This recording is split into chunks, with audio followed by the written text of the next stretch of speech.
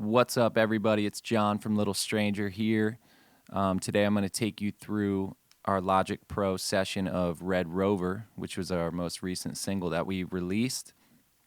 We're very excited to have this tune out. And yeah, I'm just going to dive right in here. So this whole song started with a sample that I found. It's the bass line that goes all the way throughout it.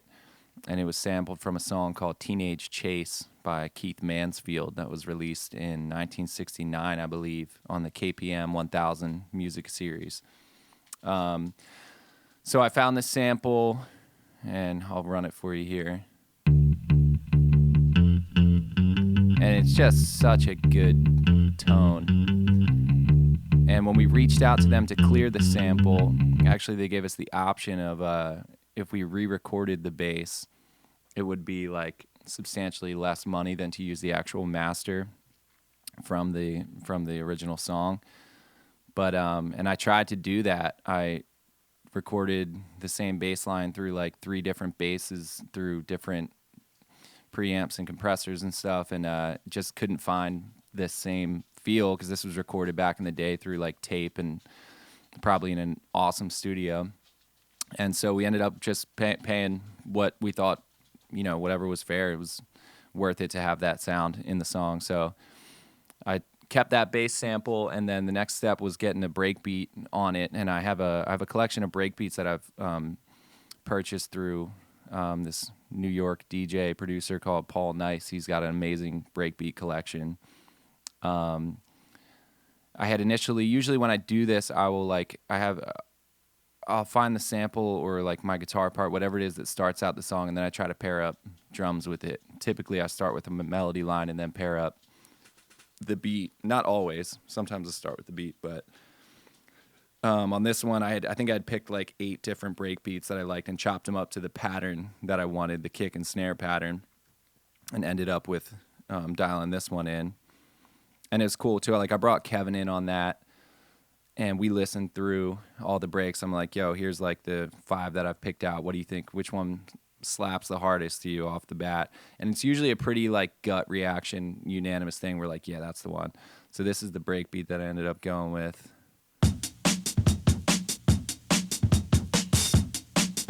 And all I did was like, I like sped it up and I chopped up the beat to a new pattern. And I think it looks like I did like I rolled some highs off of it, and I used this Neutron Elements plugin, and which dialed in like some compression and some more EQ. But you can hear the AB with what it originally was, and then I didn't do a ton to it because it's already, a lot of these old breakbeats sound so good. A lot of times too, I'll like layer up new kicks and snares on top of a breakbeat and maybe do some EQing so that the new snare and kick pop a little more, but this one, they sounded so good. So here's the original one without any EQ or compression.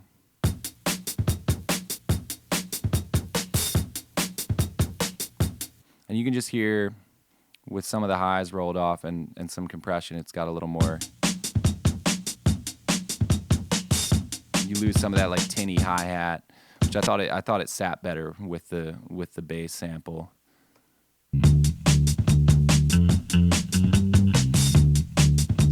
More in the back of the mix without all that high end on it. So before I sent it off to mix, the only thing that I did to the bass, because throughout the whole song I had it completely dry as it was on the original recording.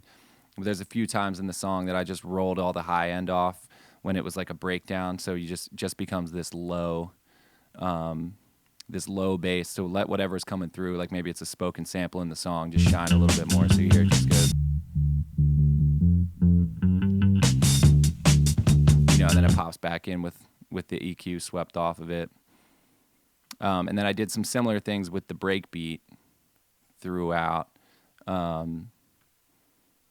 Like I have this one part in a little breakdown in the song. I popped like a phaser on it, and I actually kind of flipped the beat, the pattern of the beat, which adds for a cool effect, especially when paired with this phaser. Let's see.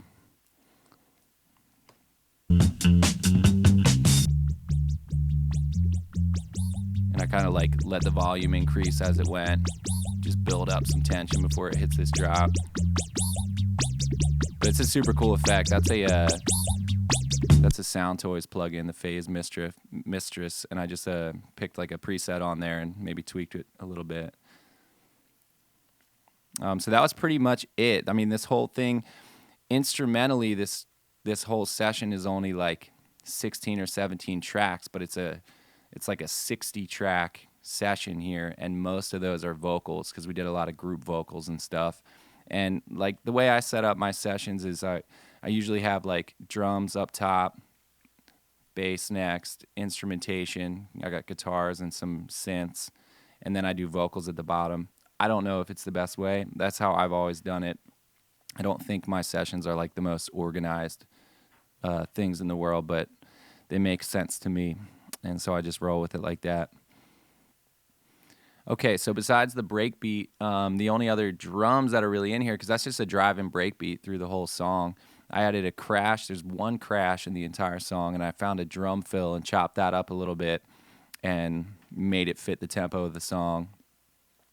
And they only come in at the very end, but you can see just this drum fill coming into the. We have this weird vocal thing, but.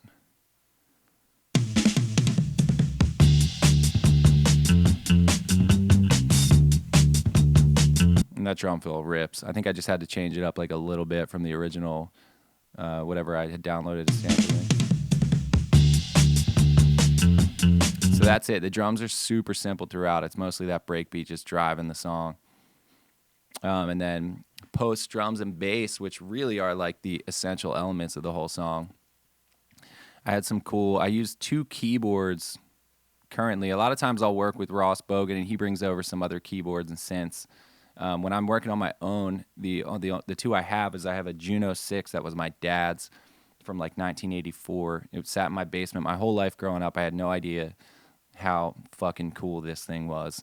And then until I got into doing some production, I got to really like, this thing's like a fucking gem. And so I have the Juno here, and I have the Prophet, Rev 2, which that thing's like a beast. I'm still trying to figure it out because I'm not, I wouldn't consider myself a keyboard player. I'm more just trying to like find cool sounds, and I can play a pattern once I figure it out. But I did get the Prophet on this for a couple things. So the Juno, though, I got this, it just has this great analog sound. I got this swell at the beginning that you can hear. It's like such an epic. Red Rover, don't think I'll ever be sober. Don't think I'll ever be sober. Don't think I'll ever be sober. Intergalactic planetary. And I did this cool rhythmic thing with it underneath Kevin's verse. And I think it happens under my verse as well. It's this. And that was just playing one key and fluctuating the frequency knob on it. It's all analog. But it really adds this cool texture to the verse. Intergalactic planetary, you had to leave Earth, 'cause Earth is scary. I head to the moon, that milky dairy, but I gave no fucks. Virgin Mary, like, oh, little sacrilegious to the strange thing game, but we back for business, and we rat-tat-tat on the tracks you listen. Matter of fact, he's back for you get bitten in the arachnid back. So I had that. There's another swell in here at one point, and then I think the other thing I did with the Juno was this arpeggio that comes in halfway through my verse.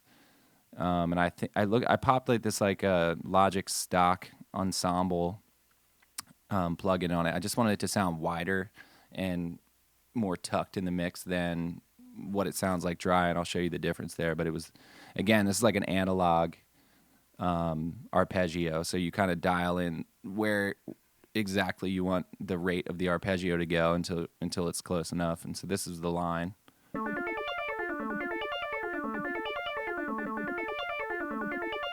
And I put this ensemble on it. Just kind of widens it. And then you hear that in context. You don't wanna rock with the crew. You don't wanna rock the way that we do. Better watch out, gonna bite your tongue in half. Better have a good laugh and a bad. Blast off with a brand new jetpack pack to the It's just all about like adding elements as the song progresses to try to help it keep its momentum going, introduce like new sounds throughout that keep the listener interested, even if it's subconsciously.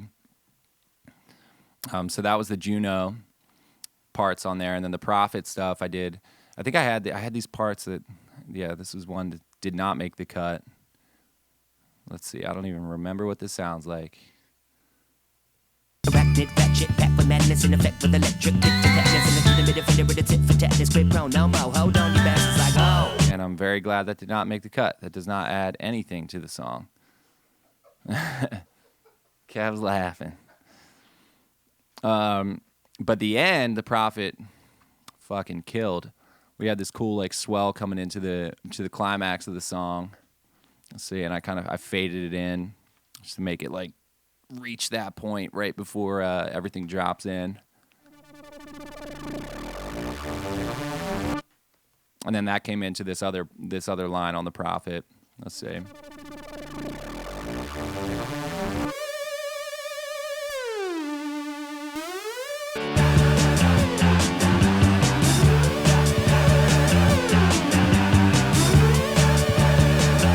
So those are all my synth parts on the song.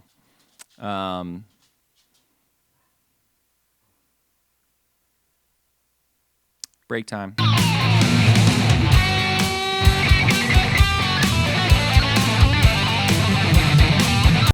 All right, so moving on, we have there's not a ton of guitar on here. A lot of times, the Little Stranger stuff is acoustic guitar driven. But this song, we were like pretty sure we're like, this guy get some distorted electric guitars on here to help drive it. And so I recorded these two parts, which it's a really cool like harmony on the guitars here, and I'll show you what I did with the electrics. I started it off with this little amp noise. I did a couple takes to get out. I unplugged my guitar and kept the amp super hot, and then was just kind of putting the 1/4 inch into the jack, and you got this sound. But there's a really nice like break in the drums, and then that sound comes in to introduce the electric guitars that are about to come. So you check it out. You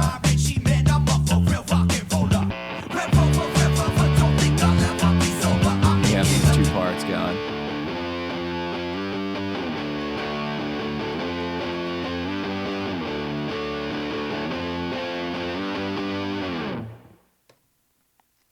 Fucking badass. So then they come back in at the end, and we had Jake Cinninger from Umphrey's McGee did a pass on this song, which was an honor for us because fucking Jake Cinninger. I'm honestly not sure if it's a hard G or a soft G, but the dude ripped through the song, and he did a couple passes on it, and the song's just so busy lyrically that it was hard to find room to put in. Because he was playing really complex guitar parts, it was hard to find room, and it just felt like the end where it's all like blasting off was where he should really be in the song. And so you hear his part come in.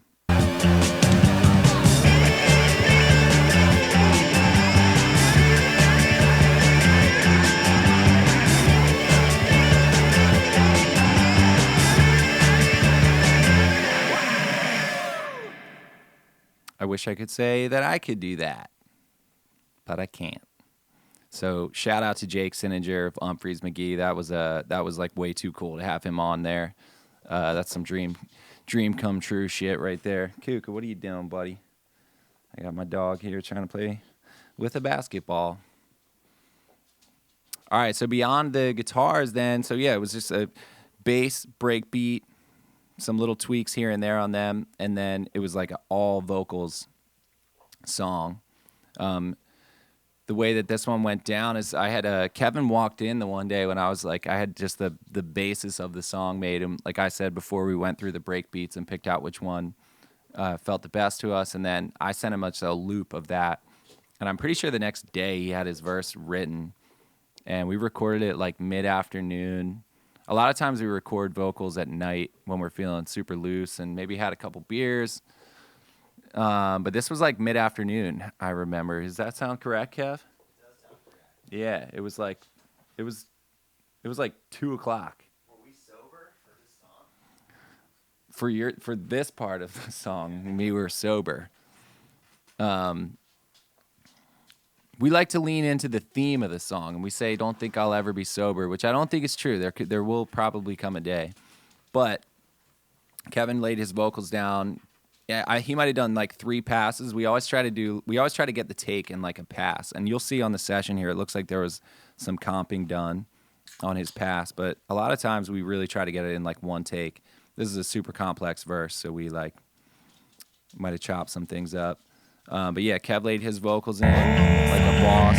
Intergalactic planetary, you had to leave Earth, cause Earth is scary. You head to the moon, that milky dairy, but I gave no fucks. Virgin Mary, like, oh, little sacrilegious to the strange slang game, but we back for business, and we rat-tat-tat on the tracks you listen, matter of fact. And what you're hearing in this session, this is like my rough reference mix. We had this whole album we had sent off to Danny Calb to mix and master, and he's the man. We love what he does. But I always try to send him a mix that to me is as close as we want it to sound, and he kind of blossoms the whole thing. And he's great, too, about adding, like, creative choices within it, copying and pasting some instrumental parts. But he really makes the vocals come to life. So we layered up Kev's vocals with, we always like, you get the main take, and then sometimes we'll double the vocals. Sometimes you do, like, an ad-lib take throughout it. On Kevin's, we had some words that we just, like, punched in. This is nice. These ones are labeled fucks. And we'll see what they sound like with Kevin. Head to the moon, that milky dairy, but I gave no fucks. Virgin Mary, like, oh, little sacrilegious to the strange slang game. Yeah, these are the ones that Kev thought sounded like Wii Tennis. Yes. Fuck! Oh! And they do. Oh! Oh! But yeah, for the most part, Kev's verse was very straight up. And then my verse, same thing. The first half of it, I go straight through with one vocal, and it looks like we did some comping here. Yeah, yeah. Let go my ego. I am so Cali. I'm San Diego. Got no manchego in my wallet. And then I came in on the back half of it, and I doubled the vocals and panned them to either side. Take two. You don't want to rock with the crew. You don't want to rock the way that we do. Better watch out, gonna bite your tongue in half. Better have a good laugh and a bad. Blast off with a brand new jetpack, pack to the max like I never And again, you go from like a single vocal to one that's doubled and panned differently. It just sort of like gives you this new sonic experience coming in and helps the song move along. It just keeps it interesting, I think. And then JARV. So the way we found JARV is me and Kevin had come up with or I think one of his songs popped up on Kevin's Discover Weekly on Spotify like a year and a half ago or 2 years ago at this point, and we were just like, who is this dude? And we immediately were fans of his work. When we had this song, we had an open third verse, and we sent it to him with like fingers crossed. We were like, he doesn't fucking know who we are, but maybe he's gonna be down with this. And we just hit him up on Instagram, DM'd him. Now he's our friend, and it's super cool. And he delivered this verse like not long after, and JARV just always rips, and he came through super hard on this one. We'll check out his verse. Yo, yeah, I thought I told you I'm the highest roller, cause I ran set like the Ayatollah. In the eye of the storm, I ain't dying sober, roll over Beethoven, quiet soldier. Yo, don't try with this, cause I'm flying sitting when I'm on my sign like an iron fist. That grips the globe, totally hold control, yo, holding up. Some of my favorite stuff he does on this is his little like ad-libs, which I love. Like he delivered the verse, but then got into the song and kept it going. These fucking ad-libs. What? We just threw some delay on it. Just adds so much character to it coming out of that. All right, so then some other cool stuff we did with the vocals is the first time the chorus really comes in, the Red Rover, don't think I'll ever be sober. I did 3 passes of it, and I sang it high. We thought it would be cool to have like almost this like group of kids singing it feel. And so I sang it intentionally like that, but then I popped on the Sound Toys little altar boy, pitched it up, and you get this cool effect. Red Rover, don't think I'll ever be sober. I'm hitting up your girl on my mother's mobile Motorola. Red Rover, don't think I'll ever And be sober. that's triple. There's 3 of those going. Yo, yeah, I thought I told you I'm the. So that was a cool thing. And then then the rest of the vocals besides that are all group vocals, which I did. All of our vocals we record on the SM7B primarily. And then when we do group stuff or sometimes like harmonies, we'll do it on a condenser mic. I have a Shure, forget the name of it, something 32. It's like a solid condenser mic. But when you're doing group stuff, I think it's just a little bit better of a mic. It captures more of the room. So this is the You know, we had this group part. JARV even got in on this.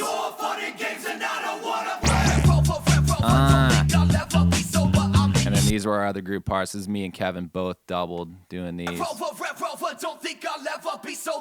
And then the second time it comes around, we add like a higher part on it. We bring in these high ones.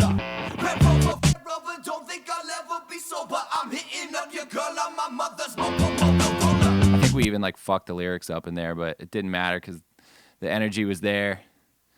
We had damn Skippy got in on the groove box. At the end, we had a wild night recording these. We were just so hyped about the song. Like when you first make a song and you get to, it's such a treat to be able to record it yourself and listen back because you get that like instant gratification after the session's done. You can bounce it down and listen to it before you go to bed and listen to it when you're going to the grocery store the next day. So we were just getting wild. I think we had been drinking and we ate some mushrooms and we were feeling it. And we got this. I don't even remember why that happened. But we were wilding out in the studio recording this. It sounds like on this we had a combination of like some close-ups on the SM7B and then like some gang vocals with the condenser mic.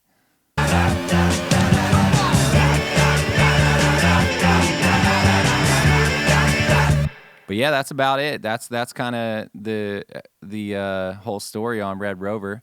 So I hope you enjoyed it. Please hit me up if you have any questions. I love doing these. And yeah, well, until next time, we will do another one. Peace. Well, hey, if you made it this far, thanks for watching. Here's a sneak peek of something that isn't even going to come out very soon. But we fucking dig it. If you'd like to be more like me, successful, just give me a call back. This is Joe. Bye. Ooh, right off the rip, your game too dry, so get off my dick. Tick, tick, boom, let me just spit. Ready to explode with a load so thick. Blah, boom, bow, right about now. Hit your Superman with a Batman style. Hit a Superman with a can in the eye. I don't give a damn, as a man on trial. Young man, I'm wild. Everybody knows it. This ain't no accident, yo, I chose it. Pick up the slack, you're jacking up.